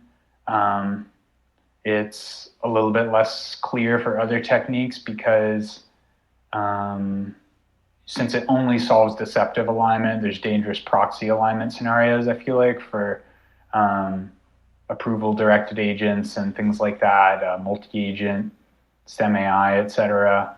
But, those aren't ruled out, but it's just like a little bit fewer outer alignment options than some of the other scenarios. Training competitiveness, as we mentioned, like if you just avoid deploying the AI in environments where it can't tell it's in training, then like, training competitiveness isn't hurt at all. But if you integrate it into the training process, then, that incurs a cost. And we, we at least solve deceptive alignment for some techniques that are competitive, we solved, I think I said that, deceptive alignment, even if we don't fully solve inner alignment. So if that's sufficient for some form of techniques like debate or STEM AI, then that could be training competitive. The performance competitiveness is kind of the opposite, because if we take the simple approach of just not deploying our AI in certain environments, you imagine it becomes a lot less performance competitive, even though it's more training competitive. But if you take, the other approach, you integrate it into training to match its beliefs about training and deployment, then it becomes more performance competitive, even if it's less training competitive. So that is basically the impact of this scenario. Again, like, reason to be optimistic, like, it may not be, that crazy to be able to locate the world model and analyze it once we get more interpretability resources. Reasons to be pessimistic. Well, even if you solve deceptive alignment, there's still suboptimality alignment, which we've talked about already, and other forms of dangerous pseudo alignment. There's also this problem of like, what if the AI just decides to randomly defect? Like, it's kind of deceptively aligned, but instead of having any belief that we can identify about training or deployment, it just takes a strategy of like every 13 years, it's going to try to defect or something. And that wouldn't necessarily show up in any belief about deployment or anything. So random defection is a dangerous possibility we need to explore how like likely that is to show up in practice. It may not show up in practice that much, but it's a could be a serious risk. That's scenario 7. So that covers all of the kind of concrete scenarios to visualize. And then the last thing I want to say, which I think, along these lines, this is come out of some good discussions with Nick, is that, a lot of what interpretability might do is really difficult to predict. And when we're looking at interpretability and considering it alongside other research directions, one thing we should ask is what about the unpredictable scenario X that can solve alignment, or like basic research breakthroughs that totally change the way we're thinking about alignment and whatnot, thinking about machine learning models, et cetera. Like, even though we have no idea what those are, we still should consider that between different research directions. And maybe, I believe that interpretability is one of the more impactful areas in this direction, because, just understanding how models work, it seems really ripe to create kind of basic research breakthroughs and advance our general understanding in ways we can't predict. So I need to still write this section, but I think that's another reason, even if there's issues with some of these scenarios above, or all of them, or some of them are unreachable, there's still a lot of reason to be optimistic about what interpretability could do for us toward alignment in unpredictable ways. That basically covers everything. I mean, just some concluding thoughts, covered all these scenarios, kind of starting, kind of evaluated what they are, potential impacts, reasons to be bullish or bearish on them. Something I plan to do in a later post, something that needs to be done, I hope to do, is maybe put probabilities on these, like how likely is each scenario. We may need to analyze what are more concrete paths to achieving each of these scenarios, especially if we're going to be comparing this to other research directions, as I think Holden kind of was wanting to do with this main question that we're answering. This could really help with the analysis. I think the present post does a good job fleshing out kind of a lot of best case and very good case scenarios for interpretability, and also looking at them critically. But it would still be good to show how likely are these scenarios and have knowledge about that. Maybe is there any, and if we do that, is there any kind of aggregate likely, probability we could put on interpretability research success? If you have probabilities for each of these scenarios, can you kind of combine those into an overall estimate that could be useful to grant makers and other interested parties? Haven't done any of that yet, but I hope to do that later. I think that these scenarios do, without a precise analysis, I think this made me excited about a lot of ways interpretability could go well. It also made the ways it couldn't pretty vivid to me. But I hope this is useful for showing kind of the best case that interpretability could do. Just I'm interested to hear what other people think. I think the scenarios that most excite me are scenario 2 about precise goal readoffs, scenario 4 about myopia verification, and scenario 5 about locating the beliefs about observations so that we have robust, relaxed adversarial training. I think those all seem intuitively to me somehow balancing being more achievable and having really high impact. But that kind of that wraps up this presentation, and then I'll turn it over to more discussion. Great. Yeah, thanks so much, Evan. Really appreciate walking us through all the details. I think that's probably a good point for me to stop the recording, but people should feel free to interject with questions or other stuff if you'd like.